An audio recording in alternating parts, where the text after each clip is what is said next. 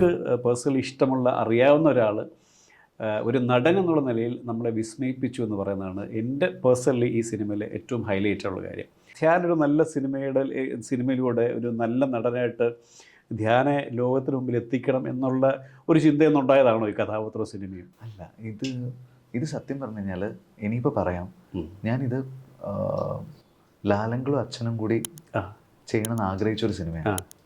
ഇപ്പോൾ ഇതിൻ്റെ second half, അതായത് ഫസ്റ്റ് ഹാഫ് ഇവർ രണ്ടുപേരും, സെക്കൻഡ് ഹാഫ് ലാലങ്കളും അച്ഛനും, ആ രീതിയിൽ ഞാൻ ആലോചിച്ചൊരു സിനിമയായിരുന്നു ഇത്. അപ്പോൾ ഇതിൻ്റെ സെക്കൻഡ് ഹാഫിലുള്ള ഡയലോഗ്സ് ഒക്കെ ശ്രദ്ധിച്ച് മനസ്സിലാവും. അപ്പോൾ അവർ രണ്ടുപേരും ചെയ്താൽ അത് നന്നായിരിക്കും, അവർ രണ്ടുപേരും അങ്ങോട്ടും ഇങ്ങോട്ടും കളിയാക്കിയാൽ നന്നായിരിക്കും എന്നൊക്കെയുള്ള രീതിയിലാണ് ഞാനത് എഴുതിയിട്ടുള്ളത്. പക്ഷെ പിന്നെ ഇതൊരു പ്രോജക്റ്റ് എന്നുള്ള രീതിയിൽ ഇവരെ അപ്രോച്ച് ചെയ്യുന്നതിന് മുമ്പ് ഒരു സമയം എത്തിയപ്പോഴേക്കും അച്ഛൻ്റെ ഹെൽത്തും കാര്യങ്ങളൊക്കെ വെച്ച് നമുക്ക് മൂന്നാർ പോലൊരു സ്ഥലത്തോ അല്ലെങ്കിൽ അതുപോലെ ഒരുപാട് ദിവസത്തെ ഷൂട്ട് എന്ന് പറയുമ്പോൾ ഒരു റിസ്ക് ഉണ്ടായിരുന്നു. പിന്നെ ഞാൻ അതിലേക്ക് പോയില്ല. പക്ഷേ ഇത് എഴുതുമ്പോഴൊക്കെ ഇവരെ മനസ്സിൽ വെച്ചിട്ടായിരുന്നു ഈ ഒരു ക്യാരക്ടറൈസേഷൻ വന്നത്. അപ്പോൾ ഇവർ രണ്ടുപേരെയും മനസ്സിൽ വെച്ചിട്ട് നമ്മളിത് ആലോചിക്കുമ്പോൾ ഇത് വേറെ ആരെയും കൊണ്ട് നമുക്ക് ജയിക്കാൻ പറ്റില്ലല്ലോ.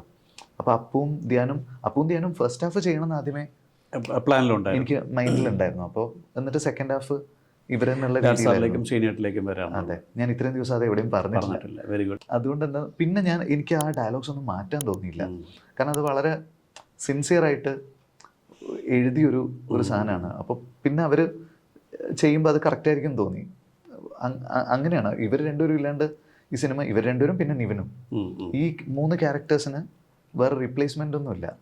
അപ്പോൾ ധ്യാനം ചെയ്യുന്ന സമയത്ത് സെക്കൻഡ് ഹാഫിലെ ധ്യാനിൻ്റെ ലുക്ക് എങ്ങനെ വരും എന്നുള്ളതായിരുന്നു എനിക്ക് ഏറ്റവും കൂടുതൽ കൺസേൺ ആയിട്ടുള്ള കാര്യം. അപ്പോൾ അപ്പുവിൻ്റെത് എന്ന് വെച്ച് കഴിഞ്ഞാൽ പുറത്തൊക്കെ ട്രാവൽ ചെയ്തു, ഒരു മ്യൂസീഷ്യൻ. അപ്പോൾ ഇപ്പോൾ ഒരു ഹരിഹരൻ സാറിനെ പോലെയുള്ള ഒരാളുണ്ടല്ലോ, അപ്പോൾ അദ്ദേഹത്തിന് ഈ ഏജിലും അദ്ദേഹം ഭയങ്കര യങ് ആയിട്ടുള്ള ഒരു എനർജിയിലാണ് നിൽക്കുന്നത്. ഹെയറൊക്കെ മറ്റേ കുറച്ച് ഗ്രേ ചെയ്ത് മുടിയൊക്കെ കെട്ടി അങ്ങനത്തെ ഒരു ലുക്കിൽ ഹരിഹരൻ സാറിനെ പോലെ ഒരു മ്യൂസീഷ്യനെ നമ്മൾ കണ്ടിട്ടുണ്ടല്ലോ. അപ്പോൾ അതുപോലെ അപ്പുവിനെ പ്രസൻറ്റ് ചെയ്ത് കഴിഞ്ഞാൽ രസമായിരിക്കും എന്ന് തോന്നി.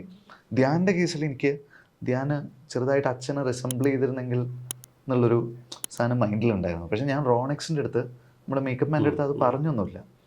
ആ ഒരു ലുക്ക് ഫിക്സ് ചെയ്ത് ധ്യാനം വന്നപ്പോഴേക്കും ശരിക്കും ഇങ്ങനെ അതൊരു ഭയങ്കര ഫീലായിരുന്നു.